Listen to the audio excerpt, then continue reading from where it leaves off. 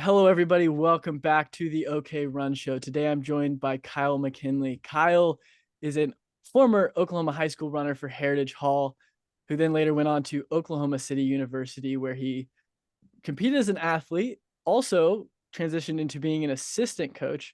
Now he does Scissortail Running. You're the manager at OKRunner. And then you're the meet director of Mile Night. There's a lot in there. Did I get everything?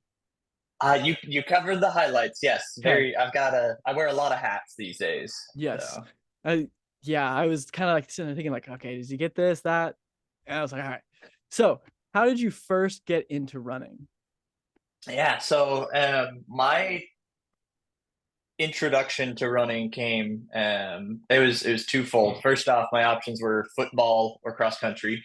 As I'm sure the case is for a lot of us, like collegiate, post high school distance runners, we were super scrawny in seventh grade. I would have got broken in half like a toothpick. I think I was like 5'10" and about 95 pounds. So I was not cut out for football. And then the girl I liked at the time was doing cross country. So it was a no brainer for me. So got started with it seventh and eighth grade. It was one of those I'll do it for a sports credit sort of things. And then got into high school, and my coach there, David Crines, was just fantastic coach. He saw something in me that I didn't know that I had, but after that freshman year, um, made a ton of really good progress, and I was like, okay, I actually enjoy this now. So it became a passion. Didn't wind up really getting recruited too heavily. I had a really good junior year for track, and then a really good senior cross country season. But my senior track year was pretty mediocre. So I wound up just going to Oklahoma State for the first 2 years of my college days. Tried to walk on, and I was good buddies with somebody that was on the team, and we went to church together. And he put in a good word for me with the recruiting coach, but nothing ever really lined up. So I wound up training on my own for some marathons. Qualified for and ran Boston Marathon my sophomore year, and then transferred to Oklahoma City that summer. I was recruited as an 800 guy because that was my main event in high school. And they were looking for somebody to help flesh out their relay teams. But the my journey into marathon running and caught the eye of the coach at OCU after I had already signed. I ran fairly well at Boston. Wound up going 246 off of what was really the first marathon training block that I ever had any idea what I was doing for. So we actually trained as an 800 slash marathon sort of runner for that first year, which was wild and probably didn't help my health issues as I started getting into my college running career. So wound up, I like the rest of my college career, it was basically just the milestones were major injuries split up with about 3 or 4 months of like really good training. Um, so on wound up competing on one of our national championship squads. I was the alternate for one of them. And then I was actually there running on race day for one. I wound up walking away with, I think my PRs were 15:23 in the 5K, 1:10:09 in the half marathon. Um, those are really the only two that were kind of noteworthy. I ran like a 4:30 indoor mile and like a 26:08 for 8K, but definitely like left college feeling like I had a lot more to give to the sport. So I took some time off. I wound up getting, over the course of my time at OCU, I wound up collecting like 5 different stress fractures. Came to find out after graduating, I had osteoporosis. So addressed that, got back into training, and things have been going a lot better since then. I've taken a lot more of like a long-term perspective where I'm just trying to chain together good training blocks instead of really like going all in for 4 weeks trying to hit a fast time at my next race, something like that. Um, so the momentum has been a lot better now. I still deal with injuries here and there, but like I've been able to put in higher volume and higher intensity than I ever was collegiately. So starting to figure stuff out a little bit better. I'm lucky to still be involved with running and all sorts of aspects of my life. Like I said, like manager here at OKRunner, I've been here for almost 7 years. Started Scissortail Running the year that I graduated from OCU so that I could start getting into some private coaching. And then, yeah, wound up back at OCU. I think it was 2 years after I graduated in the assistant coach job there with Coach Frazier. So now I'm kind of in a little bit of a down period with my own training. I had a really big push last year to try to hit the trials qualifying standard for the marathon.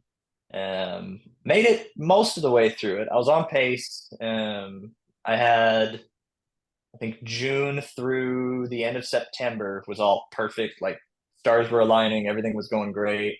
Ran a half marathon, like just trained through it, just ran it at marathon pace and hit about the time I was hoping to. But um, stuff at OCU started catching up with me. We started getting into the thick of cross country season, and I was only able to get like 5 or 6 hours of sleep a night. So pulled the plug on that, and I've been taking some downtime. But I'm registered for a 5K this summer, starting to ramp the training back up and kind of getting my legs back underneath me now. But far from finished with my own running, but very happy to be able to kind of put my hands out and do a number of other running related duties here lately. Yeah, probably one of the more connected guys in the like Oklahoma running world. And I didn't even realize how many areas you were connected into. Heritage Hall had Crines as your coach. Kind of what was Yep.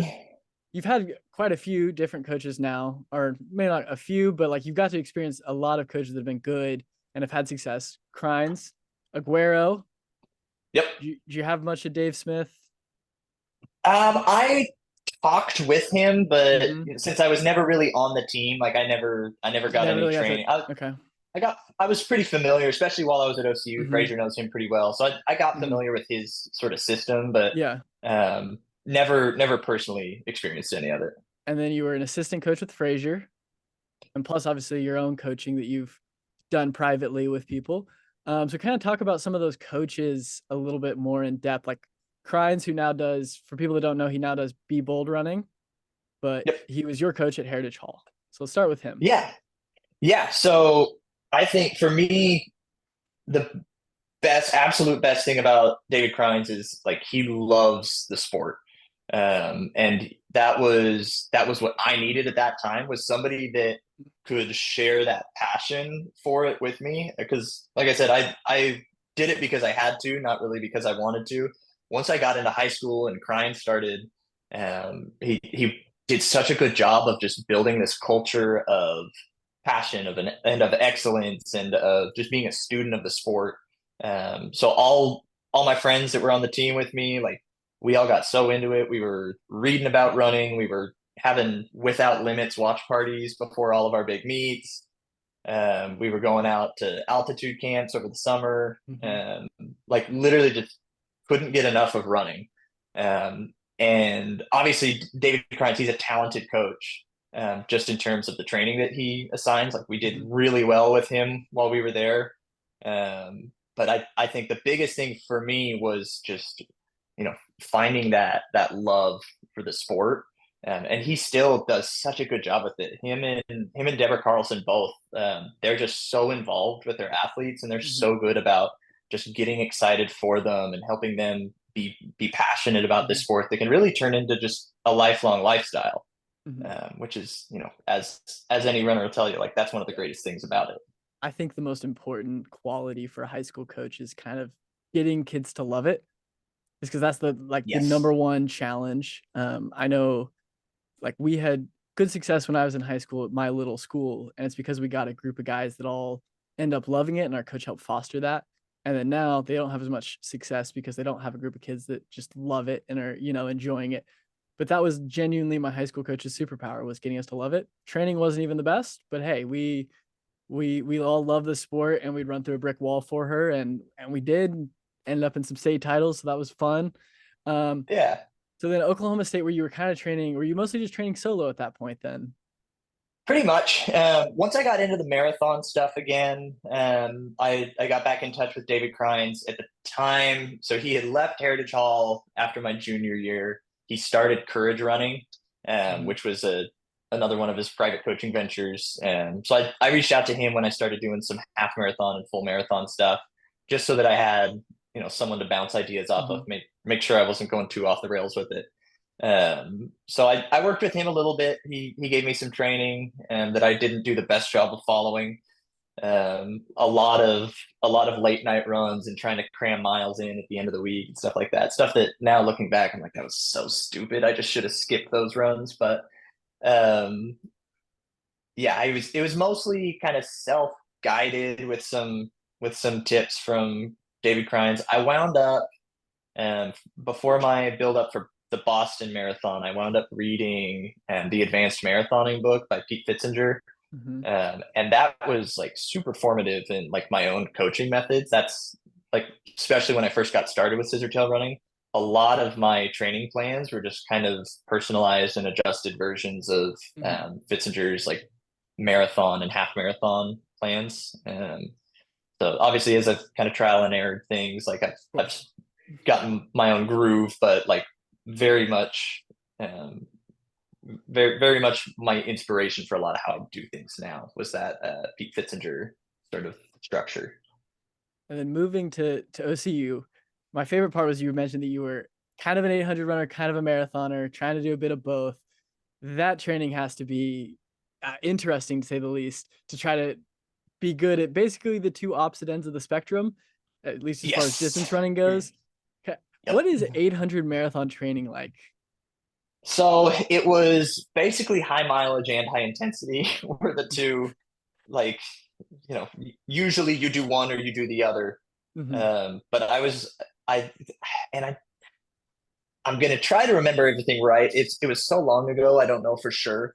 Um, I would have to look back at my Strava and some of the details and stuff like that. But if memory serves, I was hitting about 65 to 70 miles a week on average with like two two workouts. Usually one of them was like a mile repeats or an 800 repeats, and the other one would be some ladder work where I would, mile 1200, 800, 400, and then we would throw some 200 repeats in there here and there. But it was a lot of like I was I was I was pretty consistently hitting like mile and 800 pace for some of those workouts where, usually marathon training, it's like 5K pace. You might do some like Ah, VO2 max work, but mm, another one of those things where looking back, I'm like, I should have just picked one or the other. I should have told coach I'd rather do this, but it wound up after indoor season. We decided we were going to go more for marathon. I wasn't able to get my 800 wheels back the way that we needed for like the DMR and the 4x8. So luckily we had some other guys that were able to kind of step in, and I was able to move into more of just like a pure marathoner role for outdoor season. Wound up getting my first stress fracture that March, I think. So didn't make it too far into that first marathon block, but um, yeah, do not recommend 800 marathon doubling. choose one or the other. Yes, So absolutely. how'd you first get into OKRunner? Because like I even remember I think maybe when I was in high school before I was even getting recruited to OCU and met you there. I'm pretty sure because our coach would take us seems like once in a outdoor season or cross country season. If we had a meet in the metro, we go to OKRunner. How'd you Yeah, get started yeah. at OKRunner? You said you've been there 7 years now. Yep. Yeah, just about. It'll be 7 years this May. So I moved to Oklahoma City to start going to OCU in 2017. And I was reaching out to a couple places. I really wanted to work at OKRunner because I knew there were a lot of guys from OCU that had worked at like the Edmond store back when we were still open up there. And they just so happened to be opening a downtown location like same weekend that I was moving into town. So stars aligned.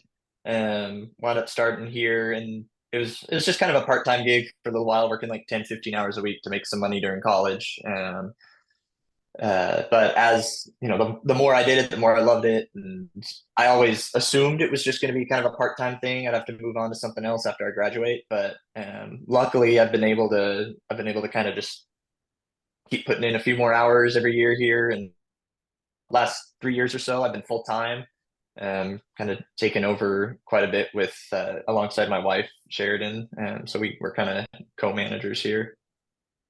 So this is kind of it's a very basic question, but it's a Okay. question that has to always be asked. What is your just general, like, let's say I'm a high school kid. I'm Yeah. new, I'm excited, I'm want to run, and I want to know like what shoes should I get? As an OK runner, as the guy that's been obviously has run all sorts of distances, has run all kinds of miles, has done all kinds of speed work. What's your go-to recommendation? New runner comes in, high school kid, very excited. What are you telling them? Oh man, it's such a big question because there's so many variables. And I know you know that. If I Mm-hmm. had to just go with one, um, I think I would go with.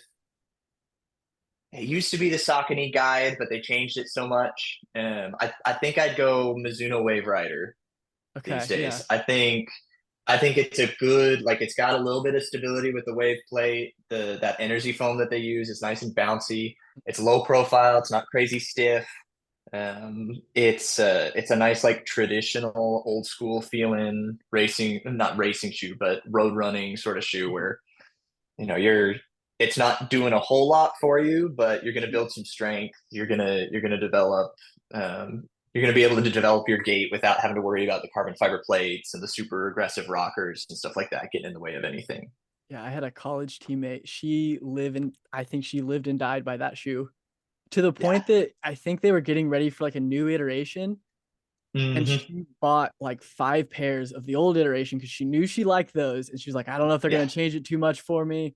And so she bought, I think, the whole stock this one store had of them Oh because she man. loved. I think it was that exact shoe. If memory Okay. serves me, I think it was that exact shoe. I know that, Yeah. like, I occasionally get asked by kids. There's some kids that live out in the Panhandle that I kind of helped coach a little bit over the like winter break, and they're asking me, like, oh, what shoes should I get? I'm like, the number one piece of advice I think I always tell runners is like find the one that's comfortable for your feet, because Hmm. everybody's different. Because they're like, oh, what shoes do you use? And I'm like, I don't know if you'll like them, because I started. I think it was like my sophomore junior year of high school. As a joke, I bought the Skechers Go Run Ride, whatever iteration was out at that time, and I loved them. And so I Yeah. would run Yeah. in Skechers, and everybody would be like, "You run in Skechers? Like, why would you do that?" And I'm like, "I don't know. They just work." Um, Yeah. Yeah. That was when I remember making fun of them until I started mhm, seeing reviews and talking to folks that have actually mhm. worn them. They're like, you should give them a chance because they're actually Yeah, pretty solid. yeah. So. That Go Run Ride. Now their uppers I feel like are a little too weak, because I had a Mhm. pair. I think my second year up at Washburn, and I was doing a workout on the grass, and I would do workouts in them too. I was the kind of guy that I was like one shoe for everything. Um, I Right. did, Yeah. I got into the carbon plate gang way later than most people. Um, but that was also my workout shoe. And we were doing some, I don't know, K's or something on grass. And I just tore a hole through the top, through the upper. Oof. And I was like, the uppers just seemed like they gave way too quickly. And so now I've kind of like I've held out on them because I'm like, I don't know. Once they fix that upper problem, maybe I'll come back to them. But I've been Right. bouncing around with Saucony recently. The Okay. Triumph 21s now is my Yeah. go-to shoe. Yeah. There are a couple brands where I'm like, if we had to just pick one brand to carry, I think I could Mm-hmm. still put everybody that walks in our doors in Mm-hmm. something. And Saucony's always been one of those Mm-hmm. brands. Like I've always felt like they cover enough of the spectrum that Mm-hmm. you could do everything with just Saucony. What are your like? This is maybe gonna be a hot take, but what's your top like 5 brands? Oh, let's see. In no particular order, Saucony, Asics, on. Trying to picture our shoe wall in my mind because I know I'm going to forget about a brand. I like some of the stuff that New Balance has been doing lately. Uh, Nike just for their racing shoes. They do I that. Mm-hmm. haven't loved any of their trainers lately. The I think the Pegasus 34 was the last one that I could really like put Mm-hmm. mileage on. Everything since then I just have not loved. But I don't know. It'd be that fit spot would either be Nike or Hoka, I think. Mhm. Yeah, I tried the Nike Dragonflies my sophomore year of college, maybe freshman year. I don't know. I tried Yeah. them and I was like, they just changed spikes for me forever. I've had Yeah. like 2 pairs of them since then, and I'm just like, yep, I'm just gonna live with this spike forever. And I remember those Yep. kids they're from Laverne, and one of them, he's an 8th grader, very excited about the sport. He texts me, he goes, Hmm. "What do you think about the on spikes?" And I was like, "I've never tried them. I don't know anything." I didn't even wear spikes in 8th grade. I just was rocking in whatever shoes I wore to school. Oh Um, yeah, and that's what's been crazy about seeing middle school and high school runners now is like I've seen some seventh graders wearing Vaporflies for yeah, practice. It's like, man, I know they feel good, but I worry uh, about what that's doing to their mechanics, foot strength, and all that. Time and yeah, place for everything, I think. So yeah. I rocked it in whatever shoes I had on my feet for 7th, 8th yeah, grade, and I remember the shin splints and stuff that I had in those days, and, yeah, oh, but it's like that first, like, learning curve. You just gotta get over it, you get stronger, yeah. and then you don't I've never really had issues with shin splints since then. I was gonna say, I bet just all those stabilizing muscles Mhm. probably like super well developed now Yeah. because of it. Mhm. So Never had an issue with shin splints, but then, like, last winter-ish, I got well, no, my 2nd stress fracture. Um, okay, Only one that I've ever had remain as a stress fracture. In high school, I had okay, one end of my sophomore year. That sounds right. End of my sophomore okay. year, 4th metatarsal on my left foot. Yeah, It was stress fracture. Didn't realize it was stress fracture. Just knew my foot hurt, and I was like, "Ah, I'm fine. I'll just, throw some right. ibuprofen down and get out there."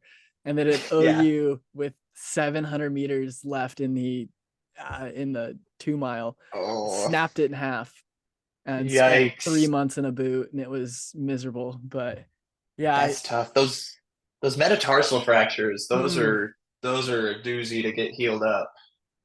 yeah, and then this last spring it was just tibia, just classic Yeah. tibia Oh, stress yeah. fracture. So the I Okay. feel like the one that every runner has at some point in their career. Right. It's the Um, free square on the bingo card. yeah. What have been all your stress fractures? What locations have you had? So the for sure ones have been sacrum and inferior pubic ramus. So Mm-hmm. just like one of the pelvis bones there in the Mm-hmm. groin. Um, neither of them we caught early on. Both of them, I was going to our athletic trainers. I was like, hey, like I really think I need an MRI. This doesn't feel muscular. The first time they were like, nah, this is it was the pubic ramus there. They were like, Mm-hmm. this is it's just a muscle, it's just an adductor strain or something like that. I was like, Mm-hmm. I really don't think it is. But when I got that one right, they were a little bit more like, okay, if you say we need an MRI, Mm-hmm. let's see what we can do to get you there. So those were the only two that I had for sure confirmed. I'm almost positive I didn't get MRIs to confirm these ones just because it was like, well, my path forward is the same whether or not I get the MRI. So it was, I think I've had two in my fifth metatarsal on my right foot, one in my left tibia, and one in my left femur. And those were all probably stress reactions more than Mm-hmm. fractures. But like our athletic trainers were like, if it's a reaction, it's basically just a baby fracture. So Yeah. they would, it's like 2 to 4 weeks non-weight bearing either way. So Yeah. So yeah, you basically collected the infinity stones of stress fractures totally, in yeah. your time, because And that's like every place that I've heard of runners getting stress fractures. You got all of them. You had I've got them. metatarsal, tibia. You had the pubic one, which I haven't seen a lot, and sacral. I've seen a lot of sacral, femur as well. I've known a couple guys with Yep. femur. Yeah. That's Yeah. So hopefully I'm through it. I've got my doctor Stu Lyle. He was a pretty serious runner in college. Still mhm, is. Still he can go out. He throws down at the Edmond Memorial like alumni 5K at the start of every mhm, year, and he just dusts all the young guns that get out there.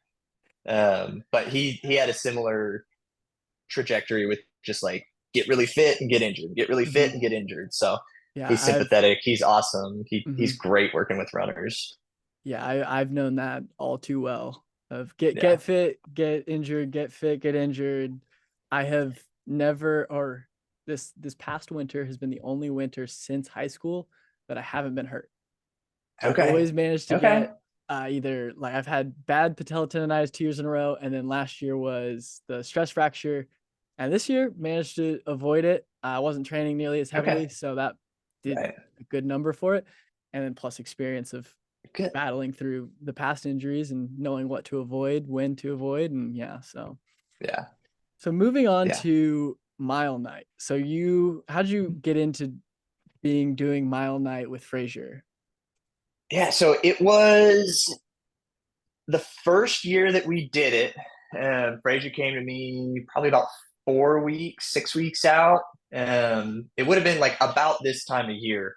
The only kind of interactions that I had with Frazier before that, he was a volunteer coach at OCU, Mhm. came out to a couple of practices. And then I helped out with a distance camp that he had put on that Mhm. past summer. But he came to me. They needed some help setting up the heat. They needed somebody that could be there on race day just to kind of help coordinate the all the different divisions and stuff like that. So he came to me asking if I would just kind of be like said. I think he said like be on their board of directors or something like that. Like very very informal, just basically lend a hand. I was like, yeah, totally happy to. Um, so that first year was chaos. We were figuring it out as we went pretty much. Wound up still being a successful year, a lot of fast times. Folks had a really good time with it. So we knew that we wanted to do it again the next year. But Frazier approached me a couple weeks after that and said he wanted to meet up, talk about some stuff for the future. And I was like, oh, sweet, like already getting the ball rolling on next year. Mhm. Turns out his assistant coach position was opening up. Scotty Downard, he and his wife were moving out of town, so he was like, "We need a new assistant coach. I loved working with you for Mile Night. We'd love to have you out for it." So wound up getting the job there. So that just by nature of the role, I wound up doing it again, race director again for Mile Night year two. And since we knew we were doing it well in advance, we were able to get a little bit more as far as like sponsorship dollars go. And we were able to do it a little bit better. There's still definitely some hiccups along the way, but kind of took those in stride. And we more than doubled our numbers from year one. And it wound up being just like a lot more fun of an event. And crowds were a little bit bigger. We had a few more vendors come out for it. So we're looking to just kind of keep that momentum going this year. So what's kind of on the plans as far as outside of the running? Like you talked about having vendors the past year. Is there any Yes. vendors do we know of this far? Like, is it too early to know? Is there anybody you have So confirmed? we're in touch with a few of our sales reps here at the store Mhm. because a lot of them actually want to come out and run it. Like our UFO's sales rep, John Shirk, Mhm. he ran collegiately, and so when he's out on the road, he's squeezing in miles wherever he can. So he turned up and he ran it last year. We've got our Mizuno rep, Noah Stevenson. He ran in college. He was Mhm. fast. He's done some I do know of pacings Noah for Stevenson. Yeah. yeah, he's a stud. Mhm. He's been on a tear this spring with some of his racing. So he's going to be hopping in hopefully the elite mile. And he's going to set up a table so he'll have some of Mizuno's latest and greatest stuff out to check out. I think we're going to try to do a little like demo night a couple nights before, like a shakeout workout for anyone that wants to turn up for it. So we'll have some more info out on that here pretty soon, but it would be Thursday night before mile night. Um, but I think Mizuno's the only one that we know for sure is setting up a tent and table. OKRunner's going to be there. Mhm. Um, but we've got 3 or 4 other brands that are super supportive of events that we put on through OKRunner, and so we're hoping that they're going to make it out. I think Be Bold is usually out there. They've usually got a Mhm. tent up with some singlets and hats and stuff like that. But yeah, we're working on hopefully going to get like 4 or 5 different tables, different tents, just so there's something to do, something to check out. I hear rumors that we're going to have a bouncy house there, so We can't go need wrong a with that. we need a like shoe rep like 100-meter race, but they have to wear Dude. whatever they rep. Oh Like yeah. they have to wear it. Like so the UFOs guy has to wear some UFOs Oh, that would be to the good. 100. So I think That would be everybody good. has to wear whatever they rep, but then they got to do, I don't know, 100 meters would be kind of fun. I don't know, a full mile might play into Noah Stevenson, just because he I does probably train the most of any of the shoe reps. But oh I yeah, think it'd be a fun little, like, kind of silly. dude, Obviously, like, it's probably the shoes don't make that much of a difference, as much as the if shoe reps would love to tell you, but it's yeah, no, it'd be they great.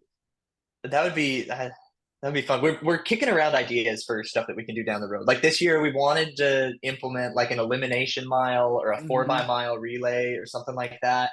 Um, just deciding to stick with what we know, Hmm. and we're adding a collegiate division, which is new this year. But we're always looking for fun stuff.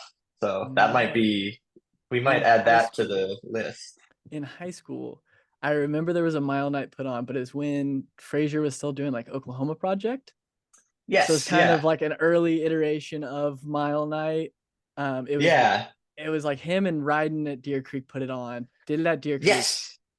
I remember running that one. It's the only Mile Night I've ever actually run. But I remember the 4x4, but anything but a baton.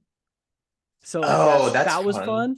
That was a fun one. And like honestly, I think a secondary race after the races are over like that would be kind Yeah, of fun. Just make a 4x4 squad.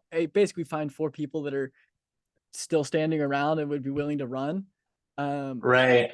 but we brought four guys from my high school, so we had a 4x4, and we actually Yeah. had run the 4x4 at like one of our meets like a couple weeks before, so we kind of already knew how good of a 4x4 we had. But one team stacked, they stacked it a little bit because they had a couple guys that were like pretty good 800 guys. I think one of them was Jack Vincent, Okay. who from Claremore. But their Yeah. anchor was Parker Jackson. Um, Okay. do you remember Parker Jackson? I don't know if he's Not off the still. I I think he that was like that an would have been Edmond in the North window guy. where I wasn't. Yeah, I think he was like an Edmond North guy. But I remember it was him versus me on the anchor, but they had like 30 meters on us by the time we got the baton. We used a cookie Gotcha. as our baton, That's because I always amazing. I always brought cookies to meets. And before the race started, I don't know, one of my teammates goes, "You gotta take a bite out of the cookie at the end." And I was like, "All right, Okay. like Okay. I'm game." I was in the fastest heat of the high school mile, so I had the least amount of time before the 4x4. I run the Yeah. anchor of the 4x4. My mouth, classic cotton mouth. I tried to take a Oh bite yeah. out of an oatmeal cookie. Oh. Worst thing, worst idea ever. I took a bite.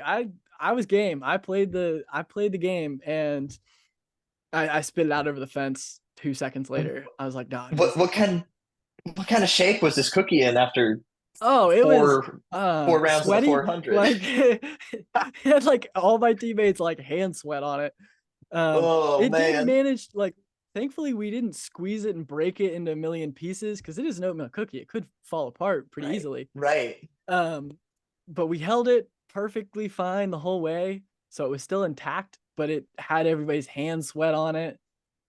Is Yikes. Good on you for committing to the I bit, commit? man. Oh, I committed to the bit, and if we did a 4x4 anything but a baton, and it was a food item on my team, I would take a bite out of it. I would be Yeah. All game right. again. I think All right. we haven't really had a lot of like high school or call it like post collegiate where they can talk about some of the shenanigans of collegiate running. And that's something Right. that Yeah. always gets like, we'd always say at Washburns, like, you don't tell the recruits about it because you want them to show up. But then like afterwards, you tell them the bits that Totally. are a little bit dumber. Right. Yeah. You want them to Yeah. get in the The door first before you tell them about the shenanigans. What's your favorite yes. like collegiate shenanigan you were ever a part of? Oh man, we didn't really the team at the time was very sort of separated into cliques while I was there. That's one thing. Fraser's done an amazing job about just getting like a cohesive, united Mm-hmm. sort of team environment. And it wasn't necessarily a bad thing because it Mm-hmm. was it was more or less divided by like, all right, you've got the international guys that are there, like they're Mm-hmm. there to train, like they're putting in the work. You've got a handful of the like local guys, kids from like just out of state, like some Texas Mm-hmm. kids and some Oklahoma kids that are like they want to commit to it, but Mm-hmm. they're not just locked in like some of the international guys. And then you've got the guys that are just there because they want to put collegiate runner on their Instagram bio. Mm-hmm. Um, and so I kind of drifted in between a couple of those groups, but I lived off campus. I was coming in as a junior, so like I hadn't been there for a lot of that like initial team building that you Mm-hmm. get with the incoming class. Um, So I wound up spending more time with some of the international guys, Max McNeil, Oscar Kipkoros, Mm-hmm. Mark Shaw. Like they were the guys that I would kind of like easy runs. I could hang with them, so I'd run with them. Um, but I mean, really, the only shenanigans that we ever got up to after the first cross country nationals that we ran. We got third. Men and women both got third. It was better than we were expecting. So we were all excited about it. We wound up going back to the hotel. Coach was like, "All right, sit tight. Like, if you get hungry before we go to dinner, you're welcome to head out of the hotel and grab something. Mm-hmm. But otherwise, we're just gonna get dinner later." Turns out his plan for dinner was just order Pizza Hut to the hotel, take it back to the rooms, and eat it. And so we were all like, all right, well, obviously we're not locked in because he said we can go get something if we Mm-hmm. want. So after we got pizza, everybody got together and we decided to Uber. We nationals were in Vancouver, Washington, Mm-hmm. so we were 5 miles away from Portland. So we're like, Mm-hmm. we'll just Uber down into Portland and we'll hang out. And we'll be back before too late. Um, so everybody loads up into Ubers. We don't tell Coach because we figure he would say no, but it's like we also didn't think we were forbidden from going out. So we all loaded up into Ubers, headed south. On the way there, Mark Shaw, who had won the individual national title that year, Mm-hmm. he sent something in the wrong group me. He sent something about how long before we're there in the group me that had everybody full team. Mm-hmm. Um, and so about 30 seconds later, people start getting phone calls from coach.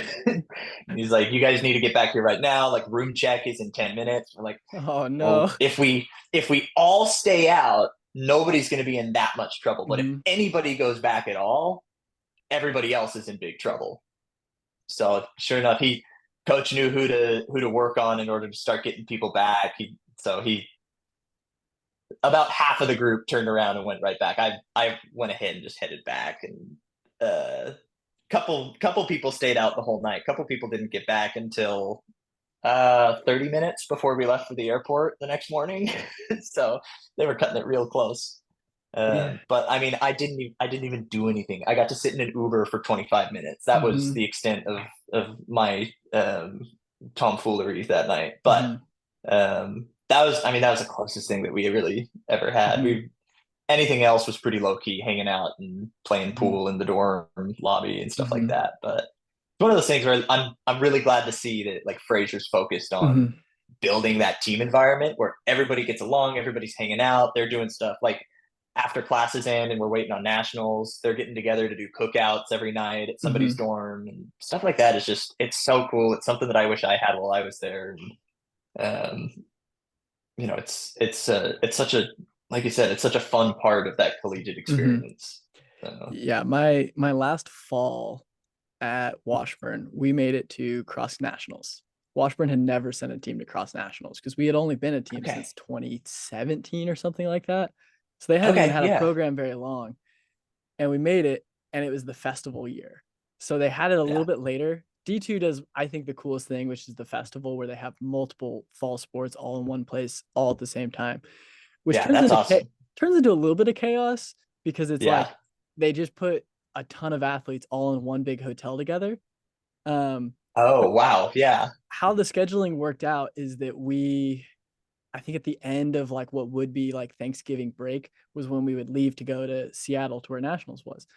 So Okay. coach was like, well, nobody can really that's on the team running at Nationals can go home for Thanksgiving. You guys stay here, train, whatever. So we all like hung out. We had Thanksgiving at like my place. Those are some of like the best memories more than Yeah. necessarily any race you do. And then we Yeah. go to we go to Seattle, and it was like we had to get there on Tuesday for like a Friday or Saturday race. Tuesday was opening ceremonies. We knew we were in the running for Team GPA national champions because like we had a really Mhm. high one the year prior, pretty much had the same group of Yeah. guys. So we figured we would be close. We didn't know. Our coach didn't know until we got to the hotel when they told him. We all first time at nationals. Our assistant coach who had Yeah. ran at Adams told us like, hey, for these festival years, they do an opening ceremonies. Everybody bring something nice to wear for the opening Uh-huh. ceremonies.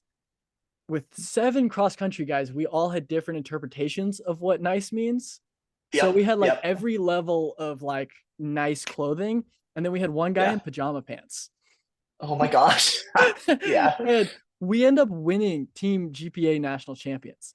We're awkward group of like distance runners. We were at the very back of this like big ballroom, like standing there, and they Yep. go, Team GPA national champions for men's cross country, Washburn University. We all look at each other like, did they say us? Like, was that us or was that like, Walsh University or something? We're like, oh no, it's Right. fine. Yeah. We go up there and I said in a little more colorful language, how the heck did we win this? Because Yeah. like if you just saw the group of us, we were all like, it took us like 2 minutes to walk up to the stage to like they didn't think we were even there. We had to Right. like Right. snake our way through this giant crowd. We get up there, everybody's laughing, having a great time. People would recognize us the rest of the week in the elevator, like, oh, you guys are the Team GPA guys. We beat like Colorado School of Mines for the GPA like Yeah. title. Yeah. No, that's a feat. So funny because like just the picture of the like 7 of us up on the stage, and we're supposed to be the smartest team in D2, technically, Hey, is a book smart, right? hilarious feat. Um, don't even really, the race kind of sucked. It was in Seattle, Washington. It was cold, it was wet, muddy, and the course was like one of those super narrow, windy, like Oh, it was I think it was 5 2K loops. okay. So Yep. you could just Yeah. imagine how tight that would end up being. I was like running Yes. like a little clover leaf, and it was awful of a race. But then after the race, we Right. get back. Our coach basically just goes MIA. He says, he sends a text in our group. He says, guys, I get that your season's over, but wait till we get back to Topeka to celebrate. Did we listen? No. No. Yeah. No. He disappears. A couple of the guys whose like families made the trip up to Seattle, they went out to eat with them. Well, there was like 5 of us who went to go eat with our assistant coach, who's, just fresh out of college himself. He had Right. been telling us all week, because he was an Adams State guy, and Adams State kind of notorious for their shenanigans after state meet Yeah. or after national meets. He goes, if you guys are going to drink, let me know. I will go get you guys stuff, and you guys just stay in the hotel. Just don't leave the hotel, because that's when like bad stuff happens, because you try to go get into a bar, you're underage, you get put in prison. That's, issues. And Right. because he had some of those experiences at Adams with like people on the team getting put in jail for the night. And then after the race, he immediately, his whole like script changes. He goes, absolutely not. I'm not helping you guys. Like, we're going to go out to Right. eat, and then we're going to go right back to the hotel. We go out, and a couple of our guys, like, as we're walking back to the hotel in downtown Seattle, divert off. Well, they were 2 international Okay. kids, and they wouldn't accept their foreign driver's license because they're like, there's no way this is real. And so they had Oh, to go yeah. back to the hotel. One of them gave up, was like, no, I'm not, like, it's not worth it. The other one gets on a like bird scooter, goes all the way Uh-huh. back, gets the supplies, comes back in. At this point, I was playing with like our Ugandan guy. We were playing pool. They had a game room set up. Yeah. We were having a good time. Big German guy, of course, Germans, we know what they're notorious for, comes walking in, Okay. Yep. big smile on his face. And I go, hey Paul, you seem like you're having a good time. Like, what's up with you? And he goes, you should try my Powerade. Powerade's a sponsor of the NCAA championships. He goes, you should try my Powerade. It's a new flavor. And I go, oh, what flavor is that? He goes, potato. And I go, oh, like the Russian kind? Anyway, we end up in like some, like, I think it was UCCS hotel room later that night, hanging out. Like, I became friends with like half the University of Colorado Springs team, a couple Yeah. people from like Colorado Mesa.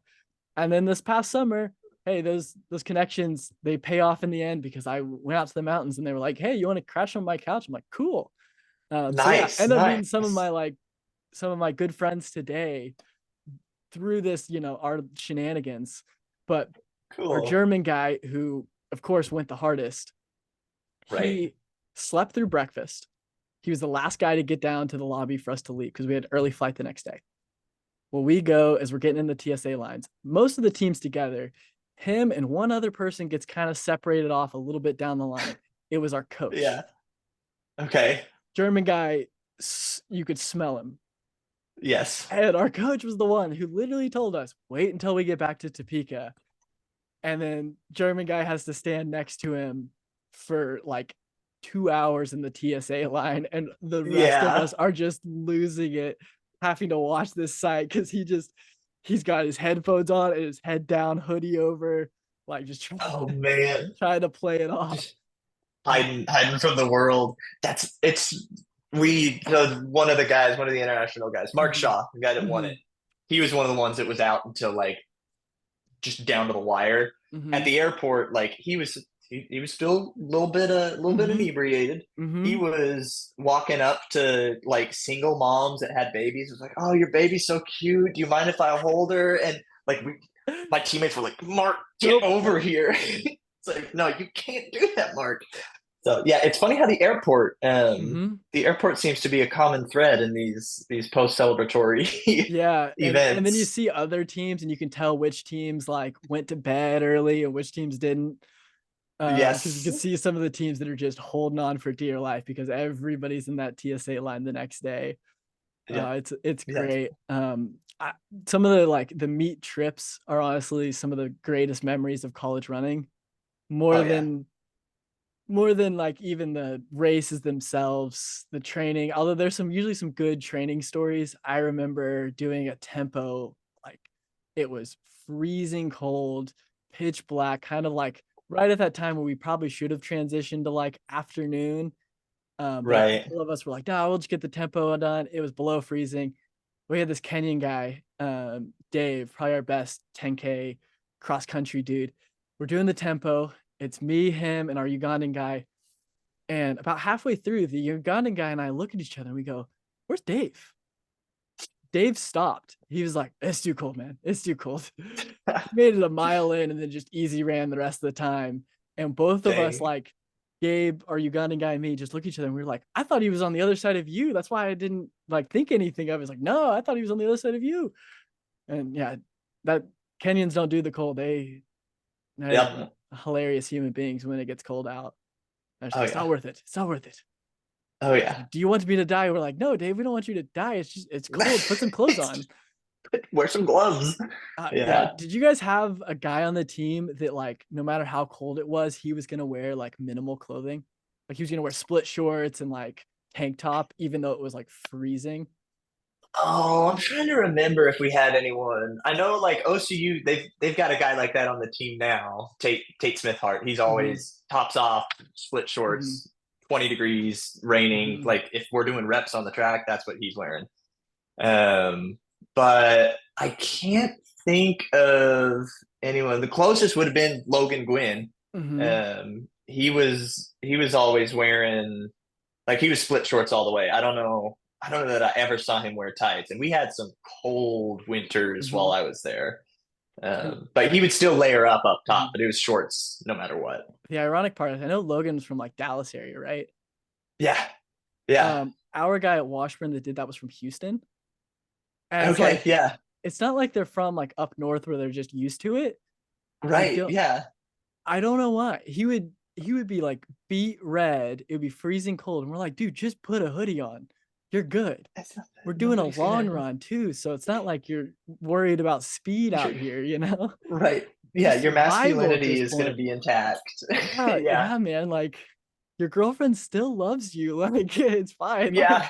Like it's like you're not trying to impress anybody. You're in a very secure relationship right now. But yeah, that guy was he was funny. He's the same guy. He was the most gullible human being I've ever met. We had Mhm. the couple things we convinced him of. His freshman year, his roommates all convinced him that in Kansas you have to milk the cows at Walmart. Oh my gosh. Okay. My roommate and I, his freshman year, we convinced him that my roommate, who's a little bit older, brought his child over from England. We didn't tell a lie the entire time. We were just describing our cactus. So he would ask us questions. He'd be like, "Well, what does he do during the day?" We're like, "Oh, he sits out on the porch." Wasn't a lie. Just Yeah. Yep. wasn't a child that we were talking about. We are talking about a cactus. He's like, "Oh, who watches him?" Like, our neighbors can see him. Yeah. And Yeah. he believed it for like a week or two. Yeah, we convinced him of a lot of things. I think he also got convinced.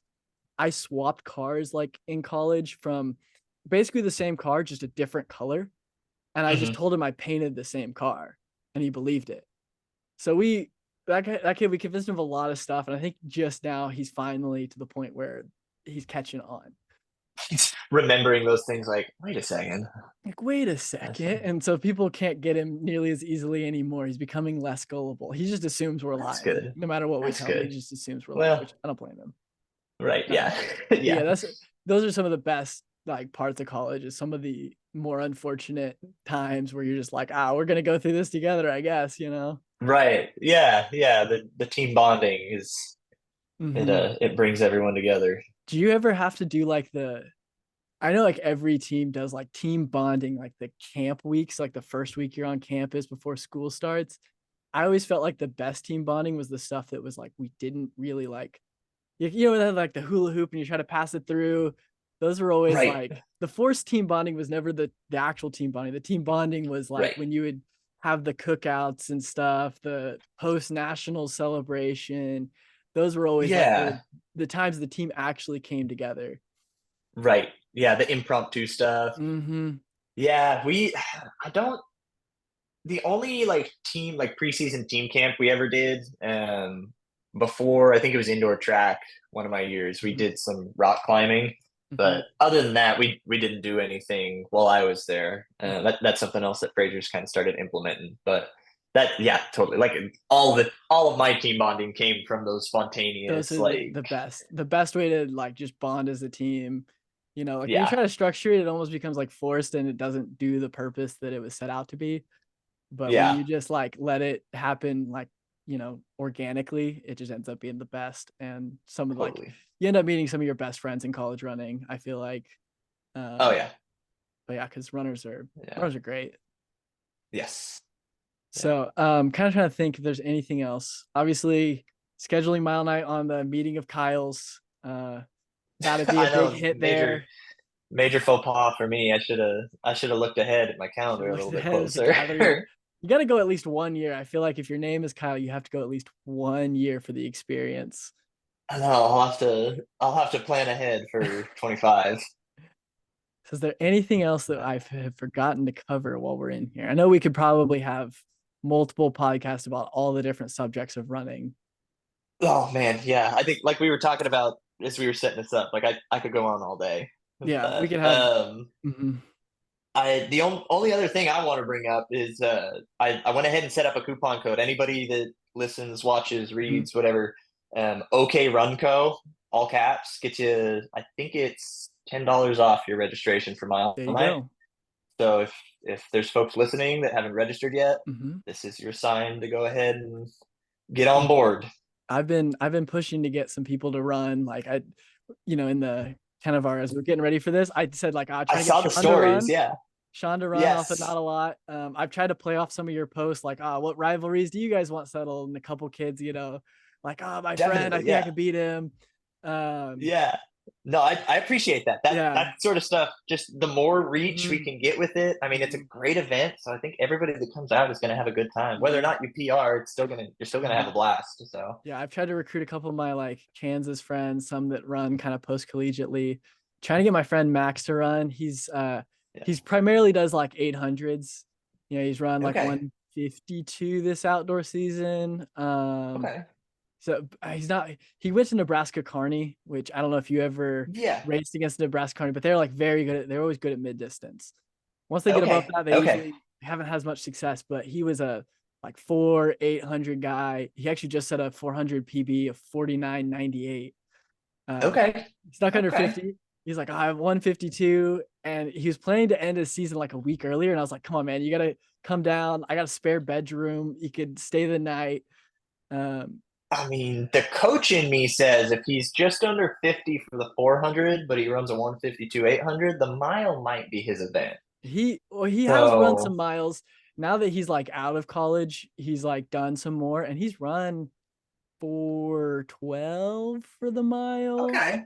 He's run a Okay. fairly respectable mile. He hasn't done a 15 this outdoor season, so I was like, come on, man. Like, I know he's primarily focused on the 8. I'm like, come run a mile, end your season there, because I know he's going to California, I think first weekend of May to run a fast Okay. 8.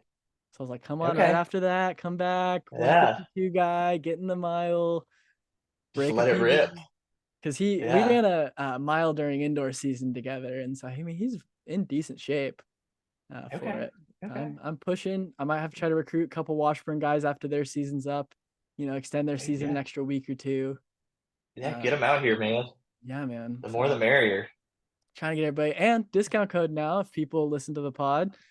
Gonna have Yep. to Yep. put that like probably in the description. I'll have to say like, hey, there's a discount code if you just listen. You'll find it. Yes. It's in there. I'm not gonna tell you where, Yeah. but it's And in there. it's pretty. Our registration fees are pretty cheap. $15 for Mhm. middle school, $20 for everything else. So Yeah. $10 off is It's we're already a giving you a fairly steal here. affordable one. And you guys did pick a good weekend because it's like most everybody wraps up, a week or two prior. Even the collegians, most Yeah. of them are wrapped up unless they're going on to a national championship. And if they Yep. are, it's a good maybe tune up for the national championship for them. That's what we're banking on. Everybody's either ready to sharpen up for nationals or they've just missed out and they want to just let something go. Because when is NAIA Um, nationals? NAIA is the weekend before Memorial Day, so it'll be the week after Mile Night. Okay. So yeah, perfect. Yeah. Yeah, get a little tune up for a couple of the NAIA or for some of the NAIA guys. Got to recruit like Mount Yeah. St. Mary's, not Mount St. Mary's, St. Mary's in Kansas, the Yes. other Yeah. Oh, NAIA because they have like they're always 20, deep. 30 guys. It's Yeah. I remember one year at a cross country meet, I swear there was like 30 of them ahead of me, and I was like, oh, like they just kept coming. I kept They've picking got a off one of them. huge team.